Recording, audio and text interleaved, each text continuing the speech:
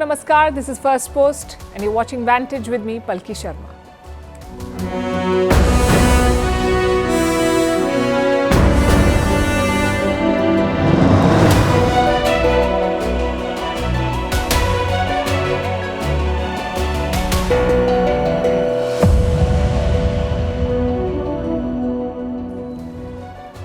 Hello and welcome to this special edition of Vantage. We're calling it a Super Sunday on Firstpost, and we've been tracking two Indian teams today.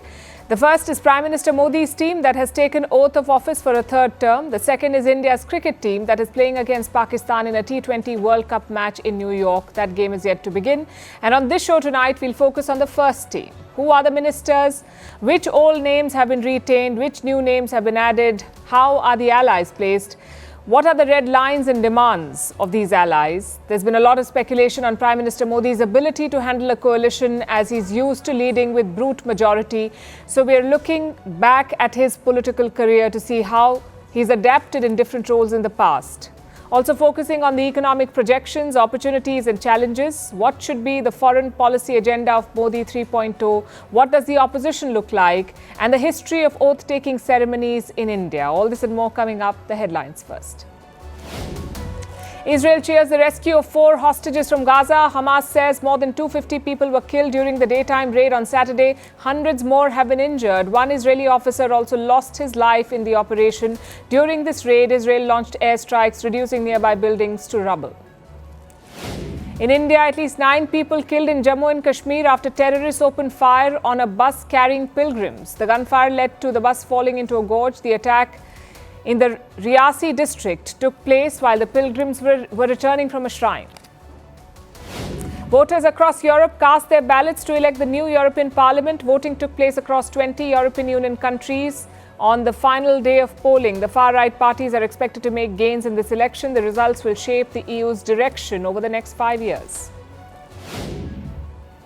Iran approved 6 presidential candidates for the 28th June vote. The winner will replace Ibrahim Raisi, who was killed in a helicopter crash last month. The candidates are mostly conservative. Only one is from the reformist camp. The Guardian Council rejected former President Mahmoud Ahmadinejad's candidature. Suspected Houthi attack on 2 cargo ships off the coast of Yemen. No casualties have been reported. For months now, Yemen's Iran-backed Houthis have been attacking ships off its coast. Since January, the US and Britain have launched retaliatory strikes, but they have not been able to deter the Houthis. And New Zealand to end a 5-year-old ban on oil and gas exploration. The government claims the ban has stalled international investment and compromised the country's energy security. The opposition and environmental groups have slammed this decision.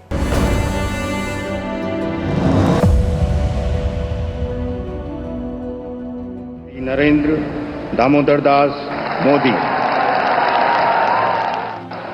मैं नरेंद्र दामोदर दास मोदी ईश्वर की शपथ लेता हूं कि भारत के संविधान के प्रति सच्ची श्रद्धा और निष्ठा रखूंगा।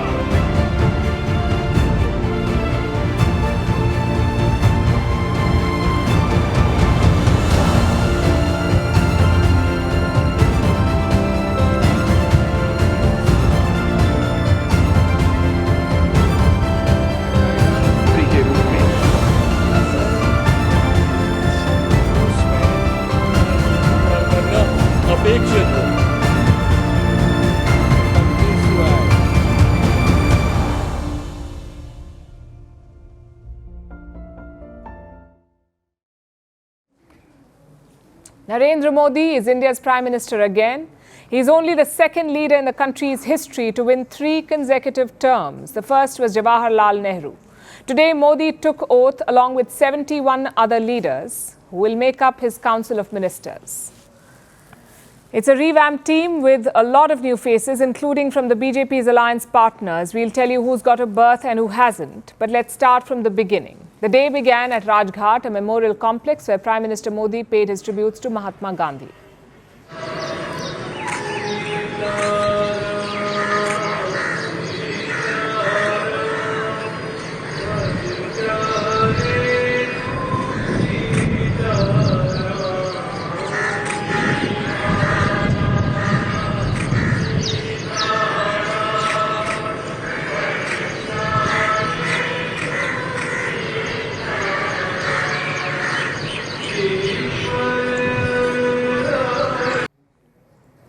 After leaving Rajghat, Prime Minister Modi made two more stops. First, at the Sadaiv Atal, the memorial of Atal Bihari Vajpayee, former Prime Minister of India and one of the founders of Modi's party, the BJP.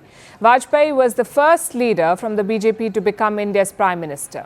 Later, in a message on social media, Prime Minister Modi said that Vajpayee remains a guiding light for all. His third and final stop for the day was at the National War Memorial, where he paid tributes to India's fallen soldiers.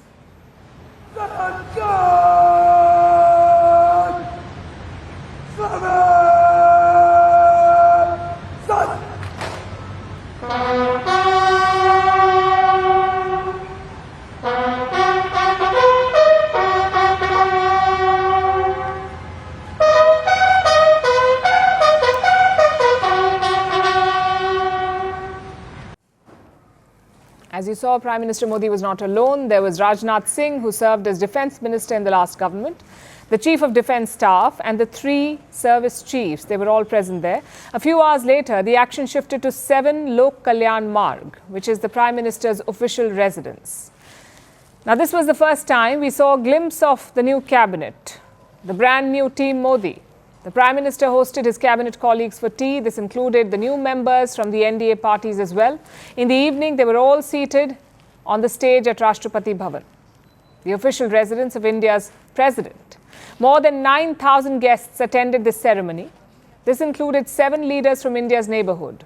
Ranil Wickremesinghe, the president of Sri Lanka, Mohammad Muizzu, the president of the Maldives, Ahmad Afif, the vice president of Seychelles, Sheikh Hasina, the prime minister of Bangladesh, Praveen Kumar Jugnauth, the prime minister of Mauritius, Pushp Kamal Dahal, the prime minister of Nepal, and Tshering Tobgay, the prime minister of Bhutan. They were all present at today's oath-taking ceremony.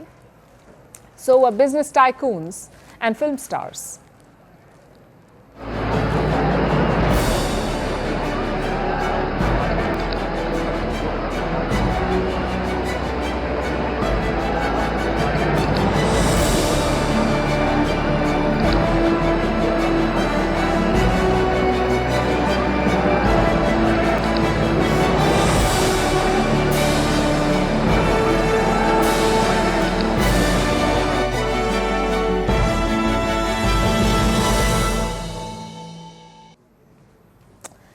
Also in attendance were the current and new MPs of both the Houses of Parliament, but many leaders from the opposition were missing. Like from the Congress, Party President Mallikarjun Kharge was in attendance. He was present in the capacity of Leader of Opposition in the upper house of Parliament, that is the Rajya Sabha. He is the Leader of Opposition. West Bengal's ruling party, the TMC, the Trinamool Congress, boycotted today's ceremony.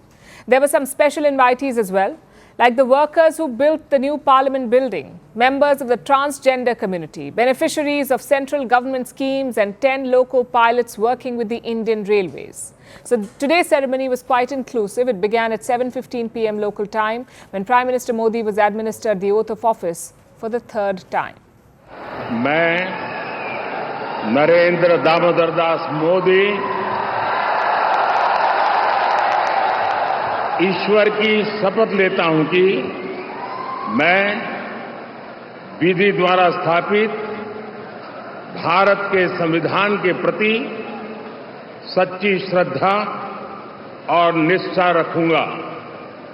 मैं संघ के प्रधानमंत्री के रूप में अपने कर्तव्यों का श्रद्धापूर्वक और शुद्ध अंतःकरण से निर्वहन करूंगा। Now let's tell you about his team. The Council of Ministers has seen a significant churn. 35 names from the second Modi government have been dropped. The new team has 71 ministers. In his first term, Prime Minister Modi started with a small Council of Ministers. He expanded the team gradually. In 2014, he began his first term in office with 45 ministers. Later, the Council of Ministers grew to 66 members. In 2019, 58 leaders took oath with Prime Minister Modi. By the end of the second term, there were 74 ministers in all. So in the third term, They seem to be following a similar pattern. There are 30 cabinet ministers, 5 ministers of state with independent charge, meaning they'll have their own portfolios, and 36 junior ministers. Now, this cabinet is diverse. The ministers come from 24 different Indian states. They bring significant experience too. 43 ministers have served at least 3 or more terms in parliament. 39 appointees have served as ministers before. Most of the old guard is still intact, like Amit Shah, Rajnath Singh, Nirmala Sitharaman, Piyush Goyal, S. Jaishankar, Nitin Gadkari, Hardeep Singh Puri and Dharmendra Pradhan. These leaders have been retained. But there are also many new faces. 60 ministers are from the BJP. In this new team, 60 ministers are from the BJP and 11 are from NDA allies.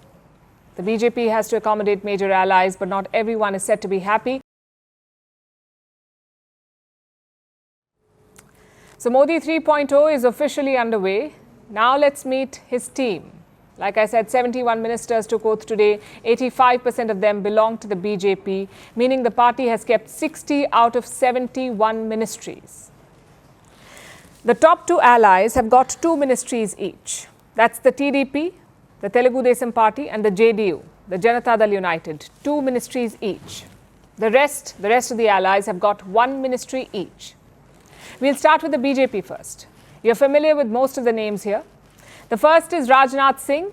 He is a former Chief Minister of Uttar Pradesh. He was the party president in 2014. Rajnath Singh has headed 2 ministries under Prime Minister Modi. Home Ministry in the first term and Defence in the second. He represents the constituency of Lucknow in Uttar Pradesh. And what does he bring to the table? A lot of administrative experience, plus he is part of the BJP old guard. Then you have Amit Shah. He represents the Gandhinagar seat in Gujarat. He too was a BJP party president in 2019 when they swept to power again. After the elections, Amit Shah was inducted into the cabinet. He was in charge of the Home Ministry. In fact, Amit Shah is the most powerful Home Minister that India has had in decades. And his strength? Well, Shah is an organizational man. He's also very close to Prime Minister Modi, sort of like his right-hand man.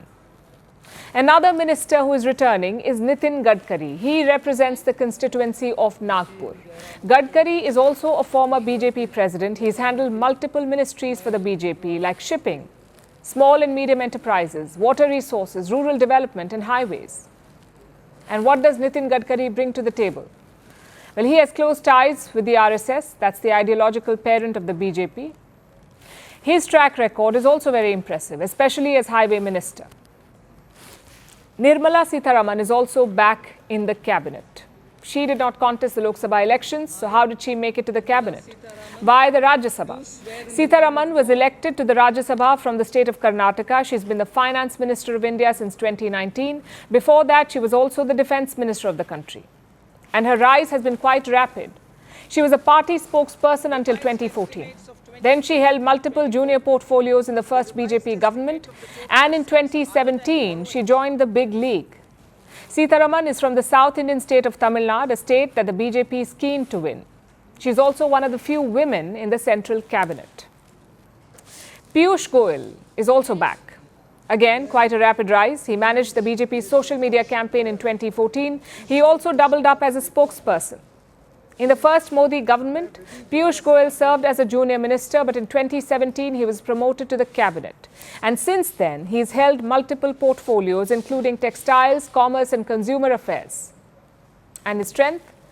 Goyal has been leading the BJP in the Rajya Sabha. He's also been a chief communicator, both in defending the government and attacking the opposition. And this was actually his first Lok Sabha election. S. Jaishankar is another returning minister. He too did not contest the Lok Sabha elections. He's a member of the Rajya Sabha, the upper house of parliament. In 2019, he was appointed the foreign minister of India. Now, as you know, Jaishankar is not a career politician. He was a diplomat until 2018. He retired as the foreign secretary of India. And his strength? Again, communication. Jaishankar has built close ties with his counterparts, especially those in the West. He is also a social media favorite among the youth. Some of his one-liners are quite popular. So these are the big names returning to the Modi cabinet. Now we come to the new names. First is Shivraj Singh Chauhan. He is a former Chief Minister of Madhya Pradesh. He represents the seat of Vidisha. This is actually his 5th stint in the Lok Sabha. He earlier served from 1991 to 2005. And his strengths? First, a lot of administrative experience. He was Chief Minister for almost 18 years. He beat anti-incumbency to win Madhya Pradesh again in 2023. Despite that, he was not made Chief Minister. In this election, he delivered again. BJP won all 29 seats in the state of Madhya Pradesh. Another new name is JP Nadda. He is the current president of the BJP, but his term is set to expire. Nadda was the health minister in the first Modi government, but in 2020, he took over the party as party president.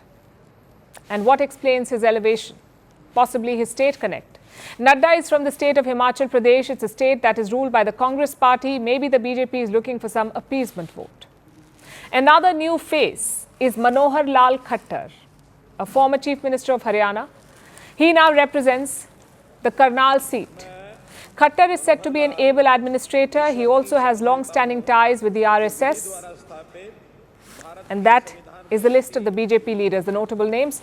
Now we come to the BJP's allies. H.D. Kumaraswamy finds himself in the cabinet. He is a former chief minister of the state of Karnataka. He represents the Mandya seat. Now, Kumaraswamy leads the JDS, the Janata Dal Secular. It's a regional party in Karnataka. It's very popular among the state's Vocaliga group. The JDS was key to the NDA's fortunes in the state. They won 19 seats, while the Congress won 9 in Karnataka. Another new face is Chirag Paswan. He leads the Lok Janashakti Party, LJP. He won from the Hajipur seat in Bihar. His party won 5 out of 5 seats that they contested. That's a 100% strike rate. His father too was an NDA minister, so there is an emotional connect as well. The LJP dominates among the Paswan community in Bihar. It also kept the state's Dalit votes intact, hence the reward. Finally, we have the minister from the TDP, the Telugu Desam party. His name is Ram Mohan Naidu. He represents the Srikakulam seat in Andhra Pradesh. At 36, he is India's youngest cabinet minister. Don't be fooled by his age though. This is his 3rd stint in the Lok Sabha. And his strengths? For starters, he's young, but more importantly, his party is calling the shots. The TDP has 16 MPs in the new Lok Sabha. They are crucial to keeping Prime Minister Modi in power. So there you have it. This is what Modi's core team now looks like. We haven't covered all the names, of course. You also have the likes of Jyotiraditya Scindia, Prahlad Joshi and Dharmendra Pradhan. They too are back in the ministry. So the election is done. The Prime Minister has taken oath, so have the ministers. Now it's time to hit the ground running, especially on the economy front. Next month, the new government will present its first budget. The one presented in the month of February was an interim budget for the period until the new government takes charge. So now this new government will present the budget and expectations are high. The pivot from majority to a coalition government has not dampened the spirits of economists. They are still bullish about the Indian economy. Consider what India's chief economic advisor has said. His name is V. Anant Nageshwaran. In his view, a coalition government will not slow down reforms. In fact, it could accelerate them. That's his view. Let me quote from his statement. This actually makes some of the difficult reforms more feasible incrementally because it opens up space for dialogue. India's Reserve Bank is also optimistic. On Friday, they raised the growth forecast from 7 to 7.2%. Now, for the past 3 years, the Indian economy has grown at 7% or above. So the overall trajectory has not changed. But there are clear challenges too. The biggest one is jobs. It was the most significant issue of this election, and the results show that the voters have clear expectations on this front. They have delivered an unambiguous message. They want to see action on the jobs front. Unemployment remains high in India. India's youth wants more jobs. From October to December last year, almost 45% of them were unemployed. These are the new graduates, the 20 to 24-year-olds. Among the 25 to 29-year-olds as well, unemployment is rising. It crossed 14% last year, so the voters will be watching closely. for what the budget has to offer on the jobs front. They'll be watching for that. The second major issue is inflation. It remains a matter of concern, not just for the people of India, but also for the Reserve Bank, which is India's central bank. Food inflation touched a new high. In April, it hit 8.7%. This is a 4-month high, and the numbers are higher in rural India, where food inflation stood at 8.75%. Prices of basic food items and vegetables like tomato, onion and potato surged by a whopping 40%, 40. The RBI is concerned about the heat wave and the soaring temperatures. It fears that the weather could put more stress on the summer crop and that supplies need to be monitored. Plus, geopolitical tensions could make inflation worse. Consider what the RBI governor said last week. I'm quoting again. Global food prices have started inching up. Prices of industrial metals have registered double-digit growth in the current calendar year. These trends, if sustained, could accentuate the recent uptick in input cost conditions for firms. And this will have a trickle-down effect. If the prices for raw materials rise, manufacturers will start charging consumers more, and as a result, you'll end up paying more. So inflation remains a big worry. The government may need to wage a protracted battle against it. Those are the two domestic issues. Meanwhile, the world's eyes will be on the government's reform agenda to see if the compulsions of coalition politics impact the government's priorities. Prime Minister Modi said it won't. इस आशीर्वाद के लिए मैं सभी देशवासियों का ऋणी हूं। आज बड़ा मंगल है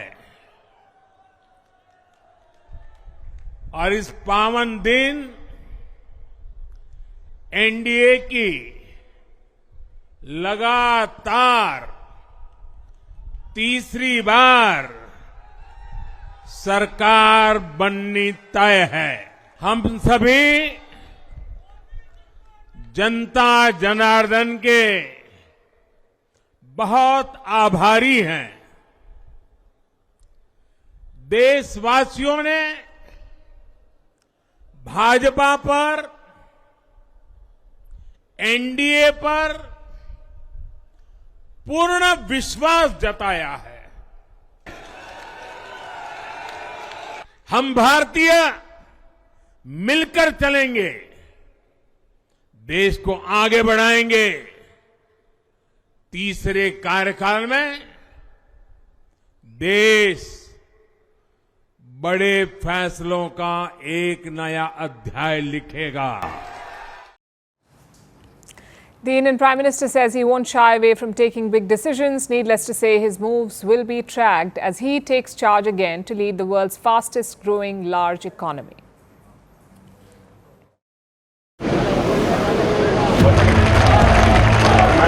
Narendra Damodar Das Modi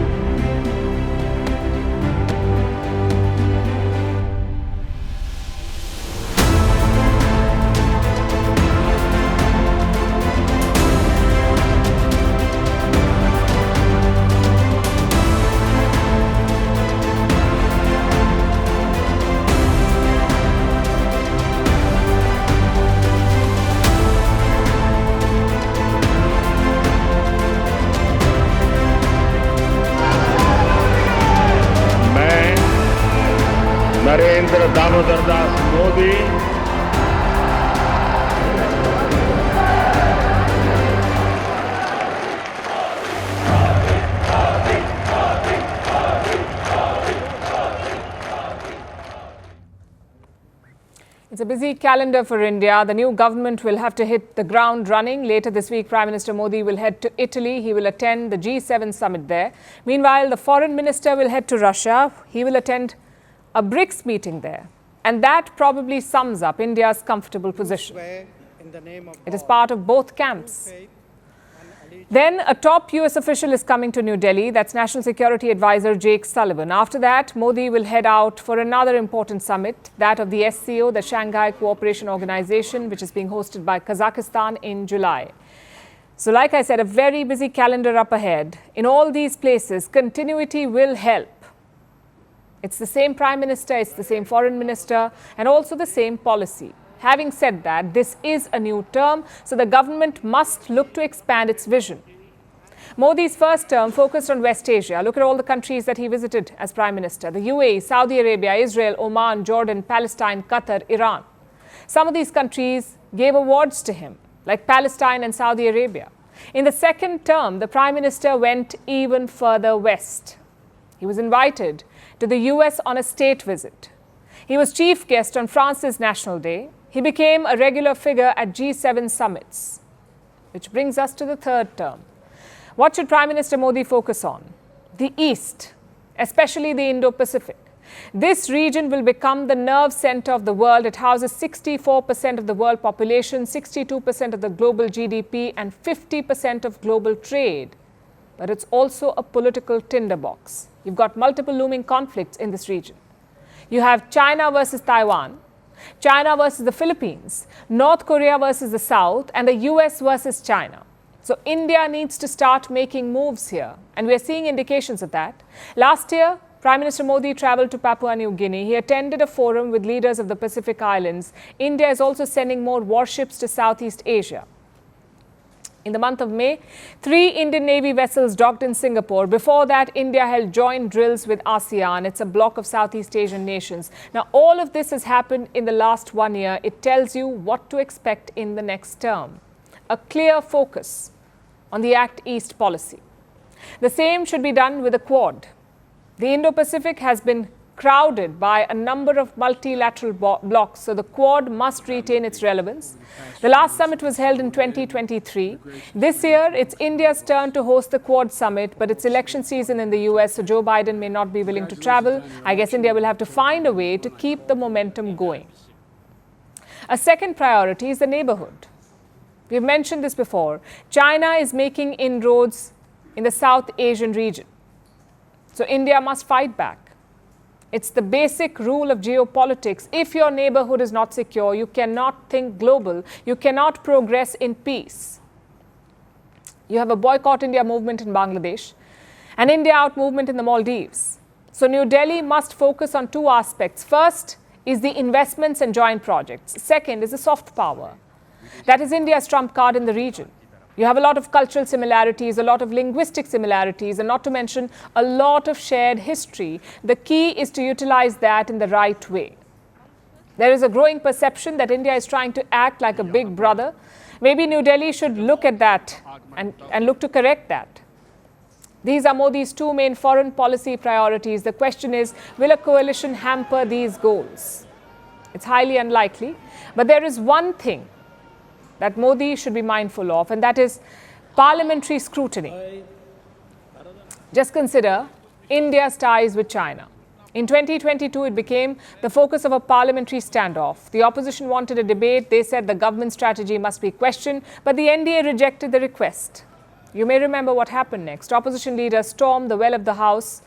They pushed adjournment motions, even walked out multiple times, yet the government did not agree to a debate. But that may not work anymore. The opposition has more than 230 seats in the Lok Sabha, so their voice will be harder to ignore. I guess it's the same as domestic policy. A bigger opposition equals more scrutiny. Let's see how Prime Minister Modi and S. Jaishankar handle this new pressure.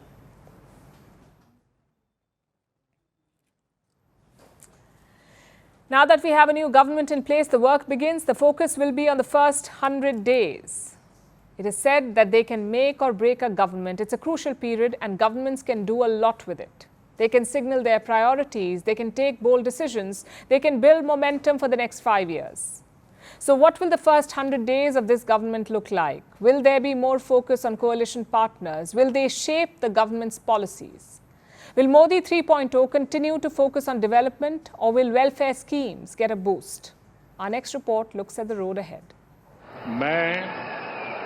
Narendra Damodar Das Modi ईश्वर की शपथ लेता हूं कि मैं विधि द्वारा स्थापित भारत के संविधान के प्रति सच्ची श्रद्धा और निष्ठा रखूंगा. The swearing in is done. The cabinet is locked. Prime Minister Narendra Modi is back for a historic third term.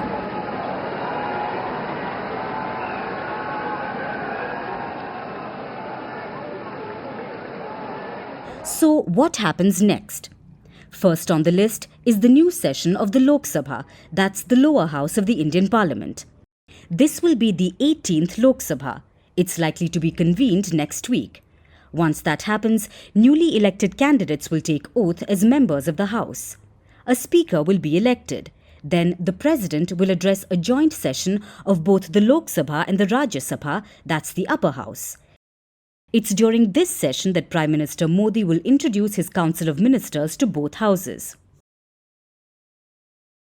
In the 543-member Lok Sabha, the BJP-led NDA has 292 MPs. Meanwhile, the India bloc has 232 MPs. So it's quite a narrow gap compared to previous years, which means the opposition will get better representation in parliamentary panels. Plus, they will have more speaking time. With bigger numbers, they will be allotted more time to debate an issue. So it will be a bigger and better represented opposition. But it's not just the Lok Sabha that will look different. There will be a shift in the new government's policies. The BJP showcased a pro-growth investment-focused manifesto during the election campaign. But alone, the party doesn't have the majority. It is dependent on its allies. So policies will be a mixed bag. Prime Minister Narendra Modi says the focus is on development, but it's likely that welfare schemes too will get a boost. That will reflect in the new budget. The full union budget is expected in a month, sometime in mid-July. Chances are it will be a populist budget. It will focus on welfare schemes, even direct social schemes to address voter concerns. It's likely to focus on rural distress and on household savings of the middle class. Which brings us to policies and reforms. During the elections, Prime Minister Modi set an ambitious agenda, a mega 100-day plan. It involved things like a new Electricity Act, new labour laws, simplification of the GST regime, boost in income support given to farmers, insurance sector reforms, changes in the insolvency and bankruptcy code. While a coalition government could mean selective, tough reforms, reports suggest this 100-day agenda is still in the works. The focus will remain on sectors like manufacturing and infrastructure. Make in India reforms will continue to be a priority. Defence modernization will be ramped up. Semiconductor manufacturing will receive a boost. Even with all the coalition dynamics, the Modi government will push ahead with its goal of Vikshit Bharat, that is, making India a developed country by 2047.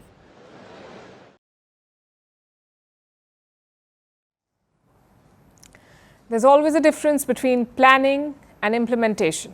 Politicians make a slew of promises while on the campaign trail, but the implementation is a different story altogether, because after the results, political realities come into play. And the reality this time is this. It's not a BJP majority government, it's a coalition government. A government that will have to listen to its allies. And the fact is that the allies may have things to say that the government won't like. Take this for example. Agniveer योजना को लेकर के मतदाताओं के एक हिस्से में नाराजगी रही है। हमारी पार्टी चाहती है कि विस्तार से उन कमियों खामियों को दूर किया जाए, जिसको लेकर के जनता ने सवाल उठाए। That was JDU spokesperson. He spoke about the Agnipath scheme. It's a recruitment scheme for the Indian Armed Forces. Under it, applicants, or Agniveers as they're called, serve for 4 years. Only 25% of these recruits are retained after this 4-year stint. The remaining 75% have to go. And this has led to considerable backlash. Almost every opposition party has spoken out against the scheme, and the BJP's allies also want it reviewed. New reports say that there are talks to tweak the scheme. That's also what the JDU spokesperson had asked for. But if the Agnipath scheme stays unpopular, the BJP's allies may demand that it gets scrapped. And this is not the only contentious issue. There's also the UCC, the Uniform Civil Code. Presently, different religious communities in India follow different personal laws. These are laws related to personal matters like marriage, divorce, inheritance. Different laws for different religions. The BJP government had proposed doing away with this and bringing in a single law for all religious communities in India. Now, this is another hotly debated issue and may lead to resentment in some quarters. After all, the UCC seeks to change customs that people have followed for centuries. Now, the JDU says that they're not against the UCC, but they want a discussion on the topic with all stakeholders. The TDP also wants a discussion on the Uniform Civil Code, which means that the allies could now control the law's fate. So the Agnipath scheme and the UCC will be discussed. Another major issue will be delimitation. India is the most populous nation in the world. We recently overtook China for that title. India has been growing continuously for decades. But you know what hasn't kept up with this growth? The number of parliamentary seats. India has 543 Lok Sabha seats, and this number has remained fixed since 1973, when India's population was about 500 million. So our population has grown about 2.5 times since the 1970s, but our parliamentary seats have not grown. Why is that? Because not all regions have grown equally. Certain states, especially the ones in South India, have a slow population growth. They successfully implemented family planning policies early on, but other states took much longer to reduce their population growth. And this has led to a disparity. Now, the southern states found themselves shrinking as a percentage of India's total population. And that is why expanding the parliament has been put on hold since 1973, because it was almost like punishing the southern states for doing a good job. But now, after more than 50 years, the Indian Parliament is set to expand again. The delimitation freeze ends in 2026. It can take place any year after that, any year after 2026. The BJP wants to go ahead with delimitation, but some southern states are afraid that this will hurt their representation in Parliament. The TDP is a party from a southern state. It has skin in the game, so it will have red lines when it comes to delimitation. But for now, they're keeping their cards to themselves, hiding their position under the garb of discussions. But there's one red line that the TDP has not been shy about spelling out, and that is the Muslim quota in Andhra Pradesh. Andhra Pradesh has a 4% reservation for Muslim people. The BJP has been against religion-based quotas, but the TDP says nothing doing. Andhra Pradesh's Muslim quota is not going anywhere. Poverty remains high among Muslims today. It's our responsibility to help them in times like this. This is why we will save the 4% reservation for Muslims. There's no other idea in this.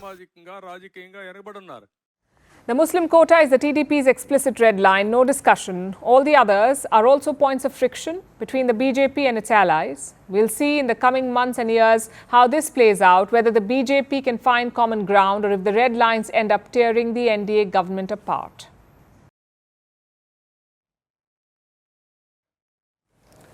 We spoke about the BJP's allies. Now let's look at the opposition. This time the BJP has no choice but to acknowledge them. The largest opposition alliance, that is the India bloc, has 234 seats. That's almost as much as the BJP's own tally. This is a far cry from the last election in 2019, where the BJP got 303 seats on its own, and the NDA had 353 seats. They control 65% of the parliament, enough to ignore the opposition with no side effects.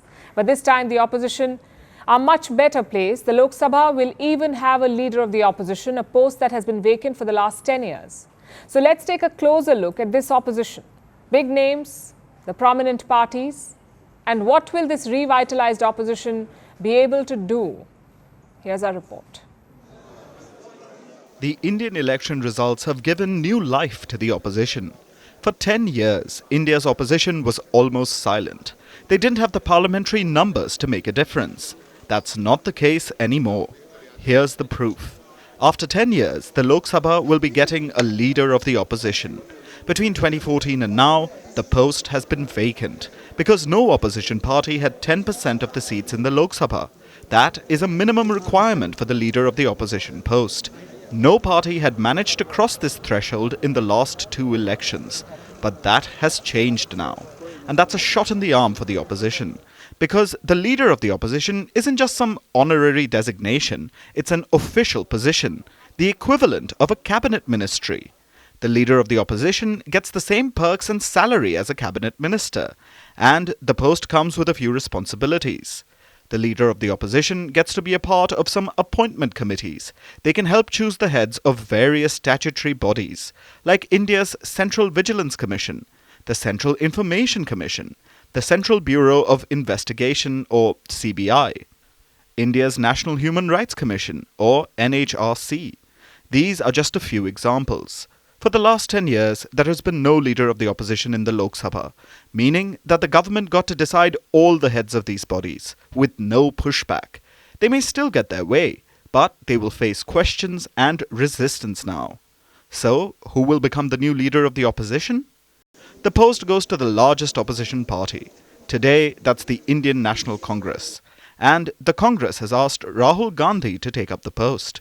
The offer is apparently on the table, and the Congress is eagerly awaiting his reply. Rahul ji had heard sentiments of the CWC. He told the CWC that he will take a decision very soon. So, we should know if Rahul Gandhi is the new leader of the opposition very soon. That was the Congress, the biggest opposition party. After that, you have the SP, the Samajwadi Party. They have 37 Lok Sabha seats. Their leader is Akhilesh Yadav. He was the leader of the opposition in the Uttar Pradesh Assembly. But he's giving that up to lead his party in the Lok Sabha. That sends a powerful message, that he isn't planning to sit back. So it seems that he plans to play an active role in the opposition. After the SP, there's the TMC, the All India Trinamool Congress Party. The TMC has 29 Lok Sabha seats, making them the fourth largest in Parliament, after the BJP, the Congress and the SP. The party is led by the Chief Minister of West Bengal, Mamata Banerjee. She doesn't always see eye to eye with her fellow opposition members. She refused to contest the recent elections together in her state. But she does seem to be in step with them in one area, her staunch opposition to the BJP government. I'm sorry, but I cannot wish well to an unconstitutional, illegal party for forming the government. My best wishes will be for the country. Let's hope for the best. She seems to be gearing up for a fight, and her party is likely to oppose everything that the new government does. After the TMC, there's the DMK, the party that rules the southern state of Tamil Nadu. Their leader, M.K. Stalin, is the chief minister of the state. They have 22 seats in parliament. That shows that after the BJP, the next four biggest parties are all members of the opposition, of the India bloc. If intra-alliance rivalries don't get in the way, they will be taking on the BJP together. Individually, they don't come close to the BJP in terms of parliamentary seats, but together they have the numbers to hold their own. The only question is, will they manage to stick together for the next 5 years?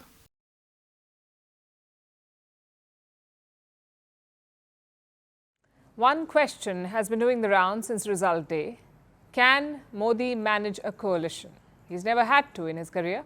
Modi first became Chief Minister of Gujarat in the year 2001. That's almost 23 years back. And since then, he's always had a majority, whether it's in the State Assembly or in India's National Parliament. So can he adjust to coalition politics? The simple answer is that he has to. Sharing power is not easy for any politician. But that's the mantra of coalitions. So can Prime Minister Modi also subscribe to it? Let's look at his political career to find clues. In his youth, Modi was a follower of Vivekananda. He wanted to mix spirituality and patriotism. In the late 1960s, that landed him in the RSS, the Rashtriya Swayamsevak Sangh. It's the ideological parent of the BJP. There, he slowly climbed the ranks. During the emergency, Modi went underground. He gathered aid for jailed RSS leaders. And after the emergency, his career took off. In 1978, Modi began heading an RSS branch. In 1981, he got another promotion. His new job was to consolidate different Hindu groups. During this time, he began organizational work, like holding rallies or marches. So the BJP took notice of his work. In 1986, L.K. Advani became the party president. He asked Modi to help the BJP out. Again, organization remained his strength. In 1990, Advani took out a Rath Yatra to Ayodhya. That was the real turning point for the BJP, and Modi organized the Gujarat leg of it. The next year, he organized another yatra, the Ekta Yatra of Murli Manohar Joshi, and this was a pan-India operation. from Kanyakumari to Kashmir. So by the 1990s, Narendra Modi was a key person in the BJP. He wasn't a face of the party, but he managed the backroom. Meanwhile, a major changes were happening in the state of Gujarat. The once invincible Congress party was defeated. In 1995, a BJP chief minister took charge. Modi was not part of that government, but he wielded considerable power. Soon, divisions emerged within the BJP in Gujarat, and Modi found himself at the center of it. So the party pulled him out of the state. He was given charge of the states of Punjab, Haryana and Kashmir. He remained there for 6 years. And in 2001, he returned reluctantly. A BJP-led government was ruling at the center. Atal Bihari Vajpayee was the prime minister. He personally asked Narendra Modi to become the chief minister of Gujarat. At first, he rejected the request, but eventually he gave in. The BJP was in a bad shape when Modi took over. They had lost the local elections in Gujarat, but Modi turned it around. He won the 2002 elections in the state. It was held in the backdrop of a major communal riot, one that killed around 800 Muslims. Modi would go on to win 2 more terms. He won in 2007. He won again in 2012. Of course, he did not complete that last term, 2012, because in 2014, he became Prime Minister of India. It's indeed a very special journey. No political connections, no ancestral wealth, yet Modi rose to the top of India's political order. It's a story that he narrates often on the campaign trail. And it's clearly a crowd favorite. But does it say anything about his temperament? Well, consider the evolution. Modi started off as an ordinary worker in the RSS. He then became a branch head, then a party organizer, then a party leader, then a chief minister, and finally a prime minister. So he has adapted to different roles in the past. But this could be his biggest challenge yet. There is brewing dissent among party workers. His alliance partners are shaky and the opposition is emboldened. If Modi can turn this around, it will be special. Maybe he should tap into his diplomatic skills, because on the world stage, Modi's position is quite tricky, balancing 2 camps, humoring the West and leading the global South. And he's shown a lot of flexibility and warmth in his foreign policy. Maybe he can replicate that at home too.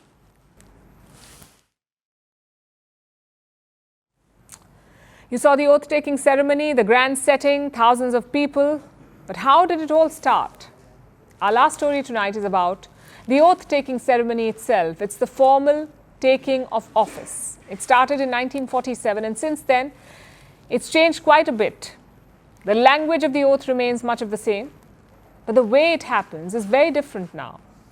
From being telecast live to the setting at the forecourt of the Rashtrapati Bhavan and the attendance of foreign leaders, our next report takes a look at swearing-in ceremonies of Indian Prime Ministers over the years.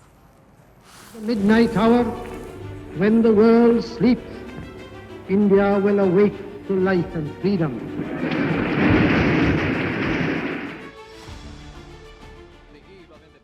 And with that, the clock struck midnight. August 15th, 1947. The Darbar Hall of the Rashtrapati Bhavan was buzzing with excitement. India was independent, and the world watched as Jawaharlal Nehru took his oath. He became the country's first Prime Minister. The oath ceremony in its essence hasn't changed much, except then it was administered by Lord Mountbatten, India's last Viceroy. By the end of the ceremony, Nehru had no choice but to escape. The crowd outside was surging. They wanted a glimpse of free India's first leader, and Nehru had to leave through a secret exit. I, Indira Gandhi, do solemnly affirm that I will bear true faith and allegiance to the Constitution of India as by law established. The language of Indira Gandhi's oath wasn't much different from her father.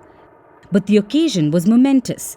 She was the 3rd Prime Minister of India, but the first female Prime Minister. Indira Gandhi would go ahead to take this oath thrice, but not consecutively. 1977 brought with it a massive change. India's first non-Congress Prime Minister, Morarji Desai of the Janata Party. ईश्वर की शपथ लेता हूँ कि जो विषय संघ के मंत्री के रूप में His oath symbolized a renewal of democratic norms. It stressed on a commitment to restoring the constitutional integrity just after the emergency. In 1984, it was back to the Congress again. Indira Gandhi was assassinated. Her son, Rajiv Gandhi, was appointed Prime Minister. At 40, he was the youngest Prime Minister of India. It was the first time the event was telecast live. I, Rajiv Gandhi, do solemnly affirm that I will bear true faith and allegiance. While the text of the oath remained the same, it promised modernization and a focus on technological advancement. Until then, the oath-taking ceremonies happened in the Darbar Hall. But it changed in 1990. It was during the Prime Minister Chandrasekhar's oath-taking ceremony. The event was moved to the Rashtrapati Bhavan's forecourt. There were two reasons for this. One, to appeal to the masses, and two, to accommodate more people. विधि द्वारा स्थापित भारत के संविधान के प्रति सच्ची Atal Bihari Vajpayee took the oath thrice. First, for a term of 13 days.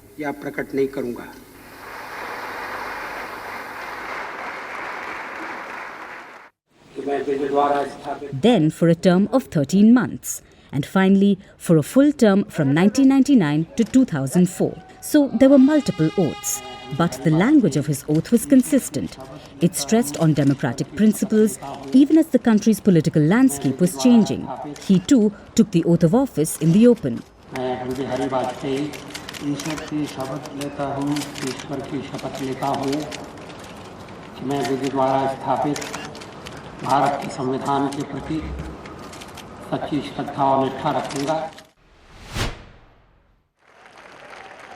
And Narendra Modi followed in Vajpayee's footsteps.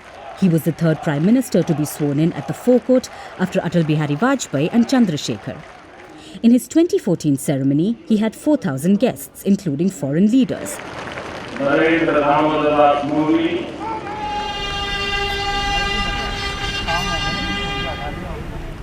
मैं Narendra Damodar Das Modi.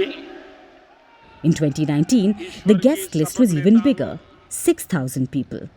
And this time, around 9,000 people attended as Prime Minister Narendra Modi took oath for a historic third term.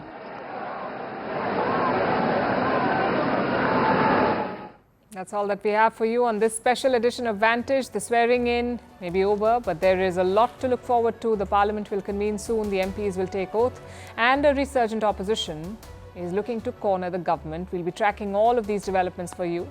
See you tomorrow. Thanks for watching.